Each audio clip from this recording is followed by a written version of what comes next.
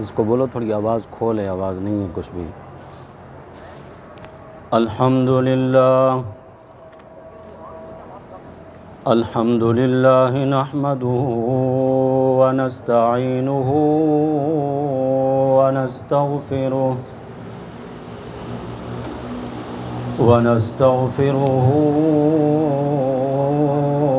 ونؤمن به ونتوکل علیہ ونعوذ باللہ من شرور انفسنا ومن سیئات اعمالنا من يهده الله فلا مضل له ومن يضلله فلا هادي له شهادة أن لا إله إلا الله وحده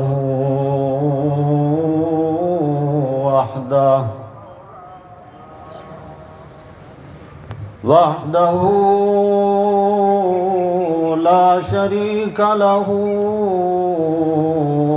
وأشهد أن محمدًا عبده ورسوله أما بعد فأعوذ بالله من الشيطان الرجيم بسم الله الرحمن الرحيم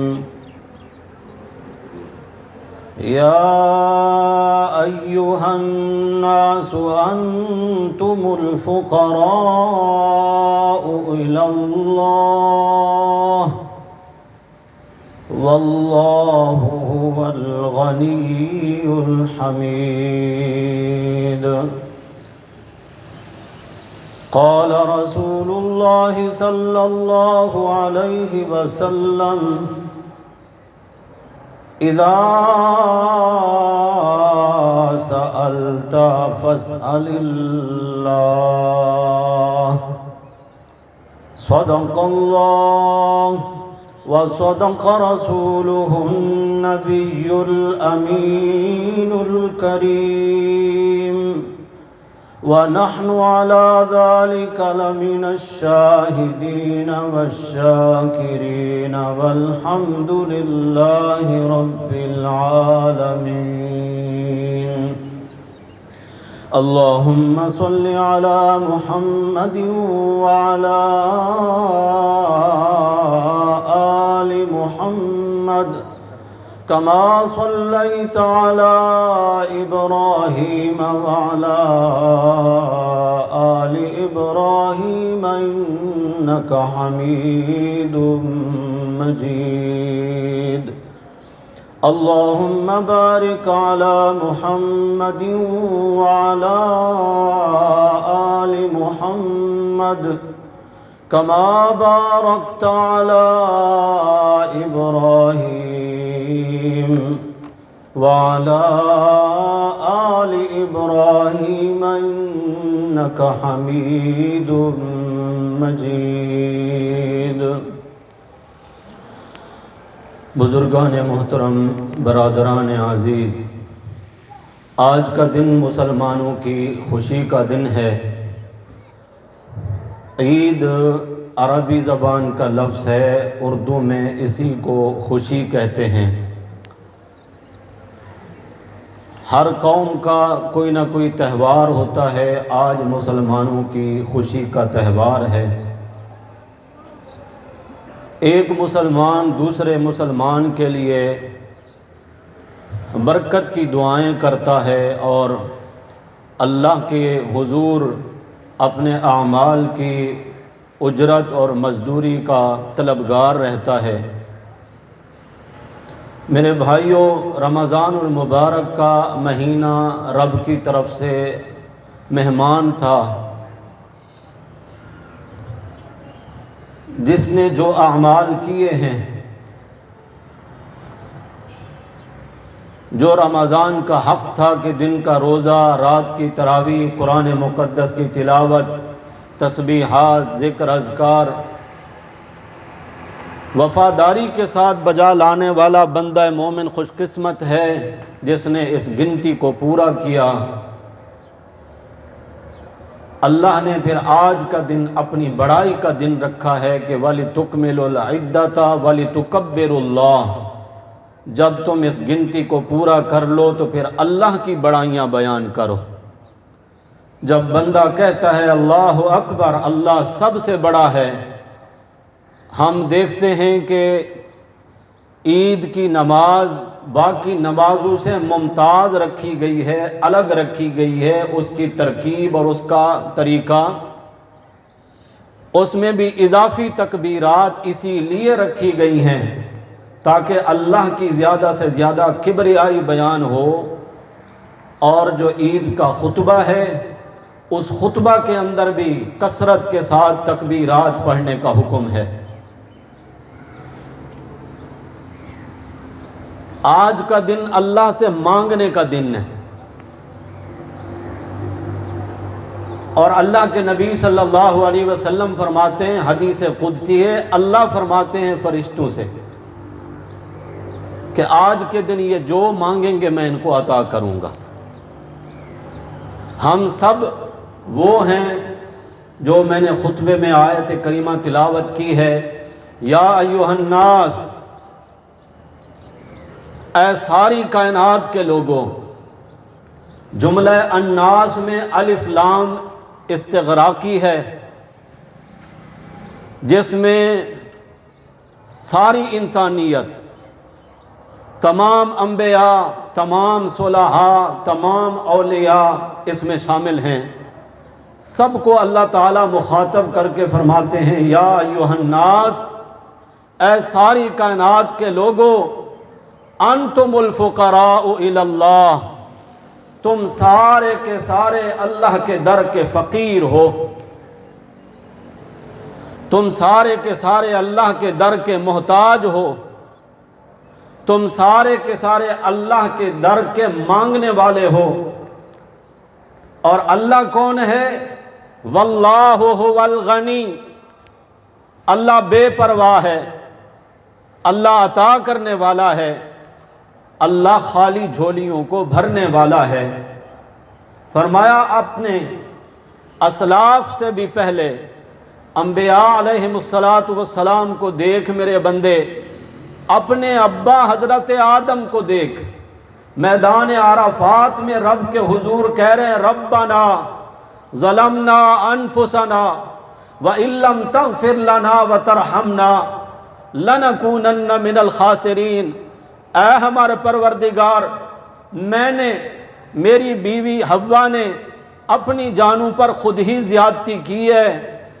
ان لم تغفر لنا، اللہ تو اگر آج ہمیں معاف نہ کرے، وترحمنا، اور تو اگر ہمارے اوپر اپنی رحمت کی برچھائیں نہ برسائے، لنکونن من الخاسرین، اللہ پھر ہم سے بڑا نقصان اٹھانے والا اور کون ہو سکتا ہے؟ نہیں یقین آتا کہ رب کے در کے سارے منگتے ہیں، عطا کرنے والا اکیلا اللہ ہے۔ فرمایا دیکھ ابراہیم علیہ السلام رب کا خلیل ہے۔ ابراہیم علیہ السلام کی وہ شخصیت ہے جن کے بارے میں اللہ کہتے ہیں وَاتَّخَذَ اللَّهُ إِبْرَاهِيمَ خَلِيلًا۔ ابراہیم کی چوائس نہیں تھی کہ میں اللہ کو دوست بناؤں، رب کہہ رہا ہے کہ میری پسند، میری نظر رحمت کے انتخاب میں آئے ہیں ابراہیم، میں نے ان کو دوست بنایا ہے۔ وہ ابراہیم علیہ السلام بھی رب کے حضور اولاد طلب کرتے ہوئے کہتے ہیں رب ہب لی من الصالحین، اللہ مجھے نیک بیٹا عطا فرما۔ زکریا علیہ السلام کو دیکھ میرے بندے، 120 سال کا بوڑھا زکریا اللہ سے اولاد طلب کرتے ہوئے کہتا ہے رب، اے میرے رب، انی وہن العظم منی، یا اللہ میری ہڈیاں کمزور ہو گئی ہیں، واشتعل الرأس شیبا، سر کے بال سفید ہو گئے ہیں۔ یا اللہ میری زندگی تو ایسی گزری ہے، لم اکم بدعائک رب شقیہ، کبھی بھی میں تجھ سے مانگ کر محروم نہیں رہا، میں نے جب بھی مانگا ہے تو نے عطا کیا ہے۔ اللہ مجھے بیٹا دے، یارثنی و یارث من آل یعقوب، میرا وارث ہو، آل یعقوب کا وارث ہو، ایسا بیٹا دے۔ اللہ فرماتے ہیں یا زکریا، اے زکریا مجھ سے مانگا ہے نا، انا نبشرک بغلام، ہم تجھے بیٹے کی خوشخبری سناتے ہیں۔ میرے زکریا تو نے تھوڑا مانگا ہے، تو نے اپنے ہاتھ کے چلو کے برابر مانگا ہے، تو نے اپنے دامن کی وسعت کے مطابق مانگا ہے، میں عطا کر رہا ہوں اپنی رحمت کے مطابق۔ تو نے بیٹا مانگا ہے، میں بیٹا بھی عطا کر رہا ہوں، نام رکھ کے عطا کر رہا ہوں، اور جب وہ جوانی چڑھے گا تو اس کو نبوت بھی عطا کروں گا۔ بغلام اسمہ یحییٰ لم نجعل لہ من قبل سمیہ، دیکھنے والے دیکھ، اللہ کے کلیم ہیں موسیٰ علیہ السلام، جب فرعون کی طرف سے جان کو خطرہ لاحق ہوا، اللہ سے کہتے ہیں رب نجنی من القوم الظالمین، اے میرے رب مجھے ظالم قوم سے نجات عطا فرما۔ مدین کے ملک جا پہنچے، جہاں کوئی جان پہچان نہیں ہے، اجنبی ملک ہے، نئے لوگ ہیں، کوئی ٹھکانہ نہیں، کہیں سے کھانے کا انتظام نہیں۔ اللہ کا نبی درخت کے ساتھ آ کر بیٹھا ہے سہارا لگا کر، اور رب کو کہتا ہے رب انی لما انزلت الی من خیر فقیر، اے میرے رب آج تو مجھے جو کچھ بھی عطا کر دے میں فقیر ہوں، محتاج ہوں، میرے اللہ مجھے ہر اس چیز کی ضرورت ہے جو تو مجھے عطا کر دے۔ اللہ تعالیٰ نے پھر حضرت موسیٰ علیہ السلام کو گھر بھی عطا فرمایا، گھر والی بھی عطا فرمائی، کھانے پینے کے انتظام بھی ان کے لیے کر دیے۔ اس طرح آپ دیکھتے چلے جائیں، مشکلات میں پھنسے ہوئے حضرت یونس علیہ السلام کو دیکھو، جو مچھلی کے پیٹ میں ہیں، جہاں سے نکلنے کا کوئی راستہ نہیں، کوئی تدبیر نہیں، کسی واقف کار کو خبر نہیں۔ اللہ کا پیغمبر یونس علیہ السلام کس حال میں ہیں، کہاں ہیں، لیکن وہ رب کو پکار کے کہتے ہیں نادا فی الظلمات، اللہ کہتے ہیں 3 اندھیروں میں مجھے آواز دے کر میرے یونس نے کہا لا الہ الا انت سبحانک انی کنت من الظالمین، اللہ تیرے سوا کوئی مشکلوں سے نکالنے والا نہیں، تیرے سوا میرے حالات کا جاننے والا کوئی نہیں۔ اللہ کہتے ہیں فاستجبنا لہ، بس یونس نے جب مجھے پکارا میں نے اس کی پکار کو سنا اور قبول کیا، نجیناہ من الغم، ہم نے یونس کو مشکلات سے نجات عطا فرمائی۔ اے مومن بندے، اگر تو بھی اسی طرح مدد کے لیے حاجات اور ضروریات میں اللہ کو پکارے گا، کذالک ننجی المؤمنین، فرمایا مومنوں کو بھی ہم اسی طرح مشکلات سے نجات عطا فرمائیں گے۔ اس طرح آپ گنتے چلے جائیں، کئی انبیاء علیہم السلام کی دعاؤں کو اللہ نے قرآن مقدس میں ذکر کیا، وہ سارے کے سارے رب کے حضور منگتے ہوئے دکھائی دیتے ہیں،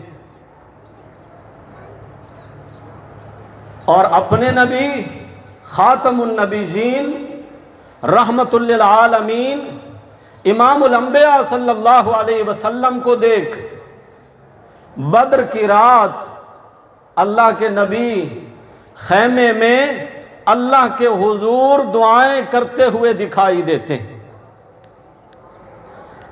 سید عطاء اللہ شاہ بخاری رحمۃ اللہ علیہ فرمایا کرتے تھے، میں جب احادیث کی کتابوں میں اور سیرت کی کتابوں میں اور شمائل کی کتابوں میں امام الانبیاء صلی اللہ علیہ وسلم کی خصوصیات کو دیکھتا ہوں کہ اللہ نے آپ کو کیسے کیسے کمالات عطا فرمائے، اور اللہ نے کیسی کیسی خوبیاں اور اوصاف عطا فرمائے، اور اللہ نے کیسا حسن و جمال عطا فرمایا، کوئی شک نہیں اس میں۔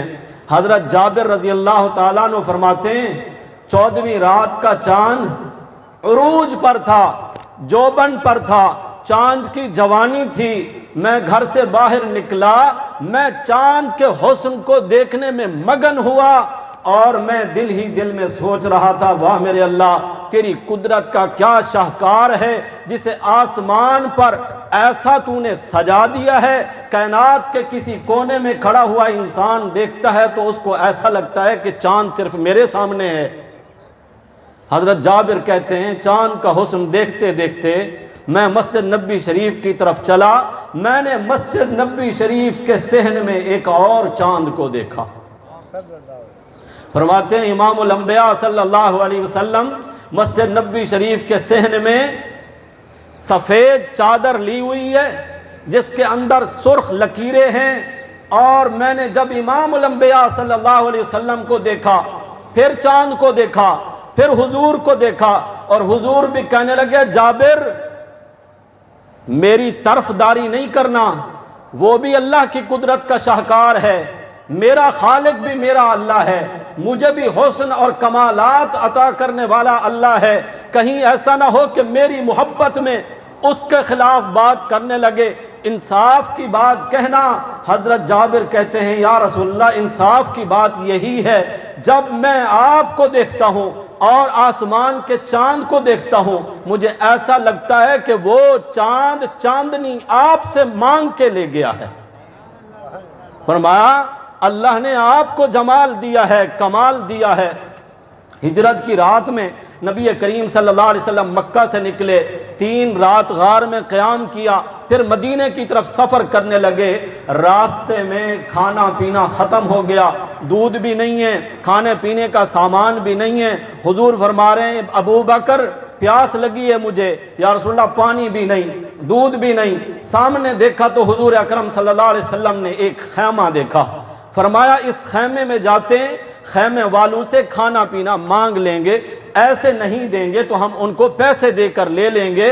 حضرت ابو بکر صدیق رضی اللہ تعالیٰ عنہ گئے، وہاں جا کر دیکھا تو ایک بڑھیا اپنے گھٹنوں کو ہاتھوں میں یوں دے کر بیٹھی ہے، باقی گھر میں سناٹا ہے، کوئی نہیں، جھونپڑا سا ہے، ایک خیمہ لگا ہے۔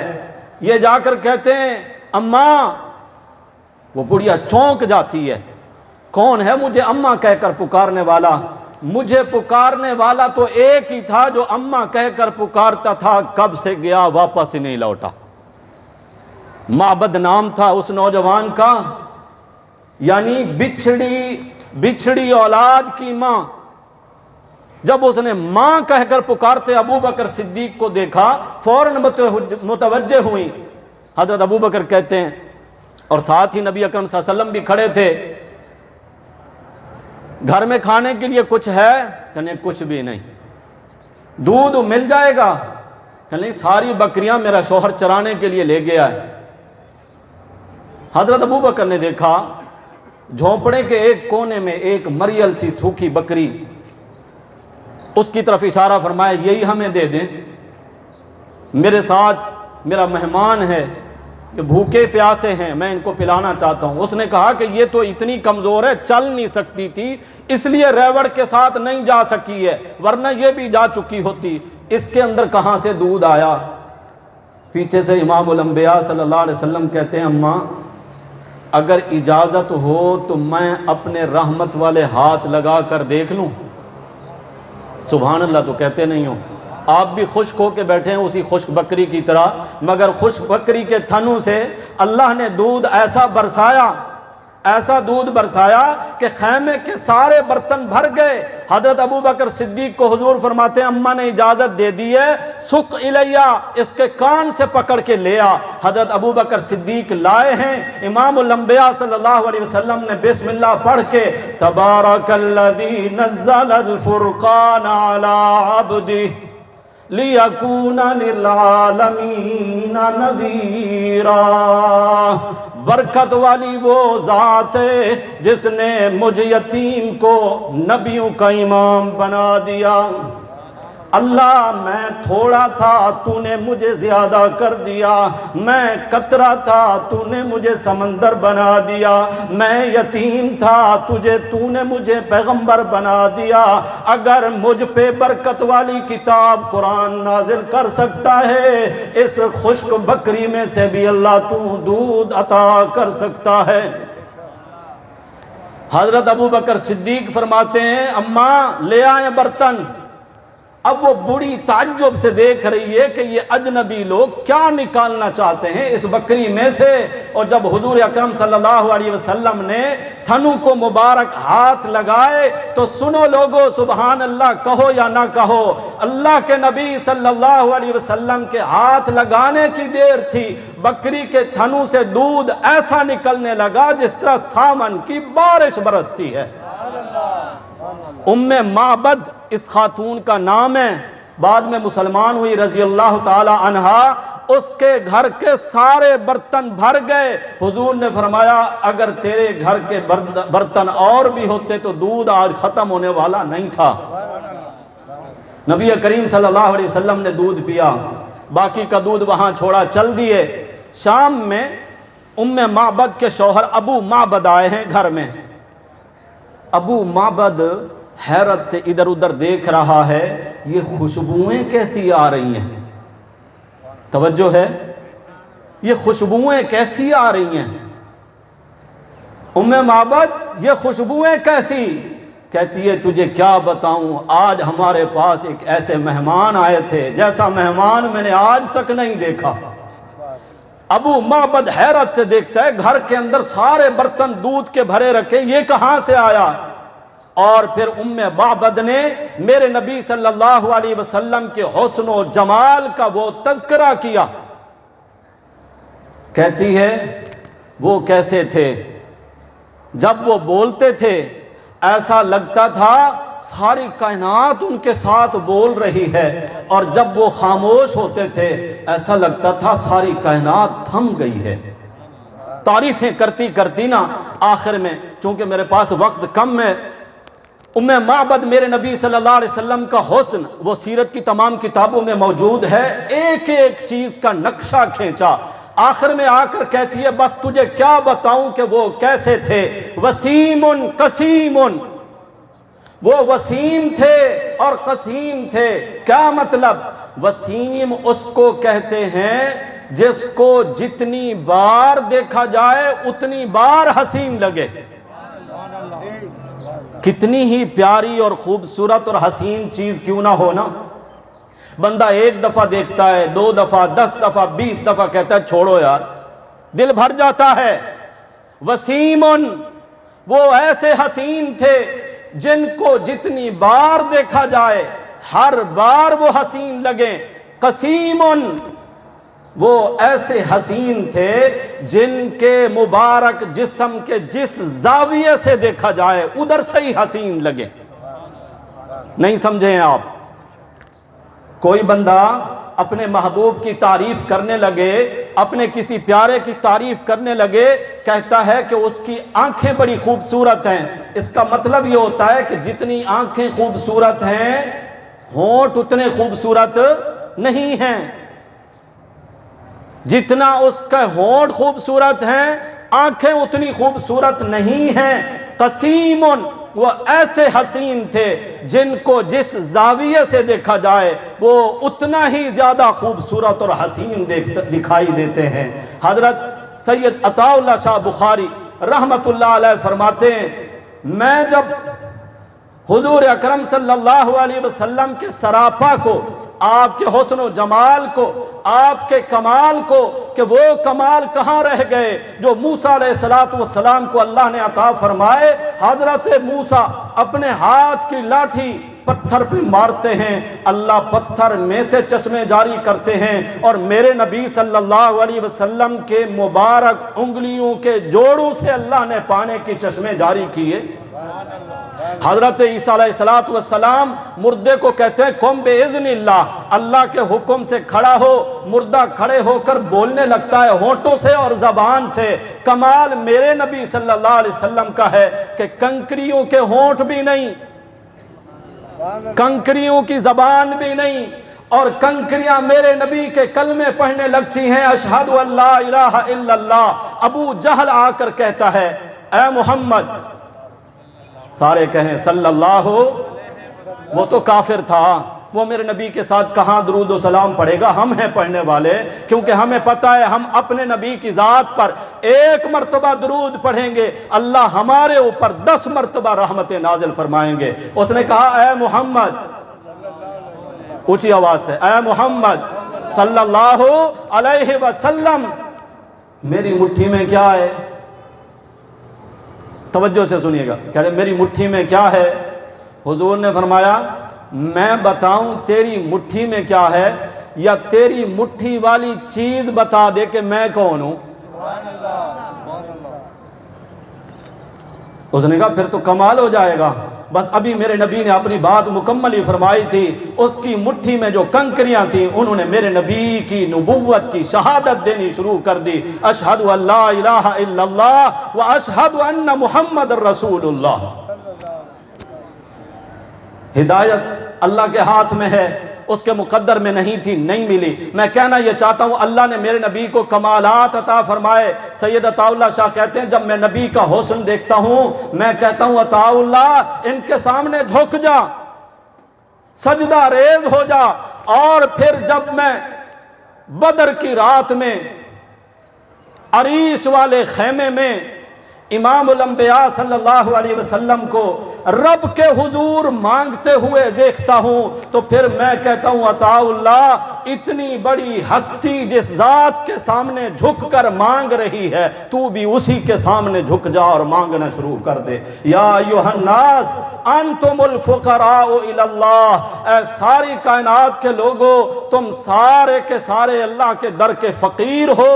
اللہ کون ہے؟ واللہ هو الغنی، اللہ ہے جو خالی جھولیوں کا بھرنے والا ہے۔ میرے بھائیو، امام الانبیاء صلی اللہ علیہ وسلم فرماتے ہیں عید کا دن مسلمانوں کے لیے مزدوری لینے کا دن ہے، انعام لینے کا دن ہے، اجرت لینے کا دن ہے، اور حق ہے کہ جس نے جتنی محنت کی ہے اللہ اس کو پورا اس کا بدلہ عطا فرمائیں۔ حدیث قدسی ہے، اللہ تعالیٰ فرشتوں کو فرماتے ہیں عیدگاہ میں، اس لیے حکم بھی ہے کہ عید کی نماز ممکن ہو اسباب ہوں کھلے میدان میں پڑھی جائے، آسمان کی چھت کے نیچے پڑھی جائے۔ فرمایا اللہ اپنی شان کے مطابق جب یہ اجتماع دیکھتے ہیں عید کا، وَهُوَ عَالَمُ، حالانکہ اللہ تو جانتے ہیں یہ کون ہیں، کیوں آئے ہیں۔ اللہ فرشتوں سے کہتے ہیں یہ کیوں آئے ہیں؟ فرشتے کہتے ہیں یا اللہ اجرت لینے کے لیے آئے ہیں، جو محنت کی ہے، روزے رکھیں، تراویح پڑھیے، تلاوت کی ہے، تسبیحات پڑھی ہیں اور صدقات و خیرات کیے ہیں، اللہ یہ انعام لینے کے لیے آئے ہیں۔ اللہ تعالیٰ فرماتے ہیں میرے فرشتوں مجھے میری اپنی عزت کی قسم، میرے جلال کی قسم، مجھے اپنے کرم نواز ہونے کی قسم، تم گواہ ہو جاؤ آج یہ جو کچھ مانگیں گے میں ان کو عطا کروں گا۔ اور حضور اکرم صلی اللہ علیہ وسلم فرماتے ہیں جب یہ عید کی نماز پڑھ کے فارغ ہو کر جانے لگتے ہیں مغفور اللہم، اللہ ان سب کی بخشش فرما دیتے ہیں۔ ہر نماز کے لیے آخری باتیں ہیں، آخری جملے ہیں جو احباب راستے میں ہیں تاکہ وہ پہنچ جائیں، ٹائم پورا ہو رہا۔ کیا ٹائم ہو رہا ہے پورا؟ حضور اکرم صلی اللہ علیہ وسلم کی بات فرما رہا ہوں، ہر نماز کے لیے اللہ نے اذان رکھی ہے، حی علی الصلاۃ کی صدا آتی ہے، آؤ نماز کے لیے۔ عید کی نماز کے لیے اللہ نے اذان نہیں رکھی۔ کبھی سوچا ہے آپ نے اللہ چاہتے یہ ہیں کہ میرے بندے آج تیری خوشی کا دن ہے، ہر نماز کے لیے میں تجھے بلاتا تھا تو آتا تھا، آج میں دیکھنا چاہتا ہوں میں تجھے بلاؤں گا بھی نہیں، بن مانگے تو بن بلائے تو میرے گھر پہ آ جا۔ ہر روز تجھے میں 5 بار اپنے گھر میں دیکھنا چاہتا ہوں، عید کے دن میں تجھے اپنے حضور 6 بار دیکھنا چاہتا ہوں، 6 بار دیکھنا چاہتا ہوں۔ اور اللہ نے عید کا یہ اجتماع مسلمانوں کے لیے خوشی کا اجتماع رکھا ہے، لیکن آج ہم اپنے فلسطینی مسلمان بھائیوں کے غم میں برابر کے شریک ہیں۔ ہم صرف اپنی خوشیوں میں اپنے ان مظلوم مسلمان بھائیوں کو اور اللہ کے گھر بیت المقدس کو، جو کہ مسلمانوں کا قبلہ اول ہے، نبی کریم صلی اللہ علیہ وسلم مدینہ طیبہ ہجرت فرما کر جب تشریف لائے 17 مہینے تک، یعنی 1.5 سال بیت المقدس کی طرف رخ کر کے نمازیں پڑھتے رہے۔ بعد میں اللہ نے قبلہ تبدیل فرمایا، بیت المقدس مسلمانوں کا پہلا قبلہ ہے۔ دعا کریں اللہ اس کی حفاظت فرمائے، مسجد اقصی کی اللہ حفاظت فرمائے، تمام دنیا میں جہاں کہیں مسلمان مظلوم ہیں اللہ ان سب کی نصرت اور مدد فرمائے، کشمیر کے مظلوم مسلمانوں کی اللہ مدد فرمائے۔ میرے بھائیوں، عید کا اس اجتماع میں اللہ کے حضور قبولیت کی دعا کرنی ہے۔ ابراہیم علیہ السلام اللہ کے حکم سے اللہ کا گھر تعمیر کرتے ہیں بیت اللہ، اور ساتھ ساتھ دعائیں بھی کرتے ہیں ربنا تقبل منا۔ حالانکہ اتنا اونچا عمل بھی اونچا کرنے والے خلیل اللہ ہیں، اللہ کے خلیل ہیں، پھر بھی قبولیت کی دعائیں اللہ سے مانگ رہے ہیں، کیونکہ عمل چاہے کتنا ہی اونچا کیوں نہ ہو، اگر اللہ قبول نہ کرے تو پھر وہ کسی کام کا نہیں، اور اگر اللہ قبول فرما لے وہ عمل اتنا وزنی بن جاتا ہے کہ اکیلا لا الہ الا اللہ قیامت کے دن ترازو میں اتنا بھاری ہو جائے گا کہ زمین و آسمان کا خلا بھی اگر کسی کا گناہوں سے بھرا ہوا ہوگا، شرک والا گناہ اگر نہیں ہوگا تو لا الہ الا اللہ ان سارے گناہوں پر بھاری پڑ جائے گا۔ عید کی نماز کے لیے طریقہ کار سمجھ لیں، وقت پورا ہو چکا ہے۔ ہم 2 رکعت نماز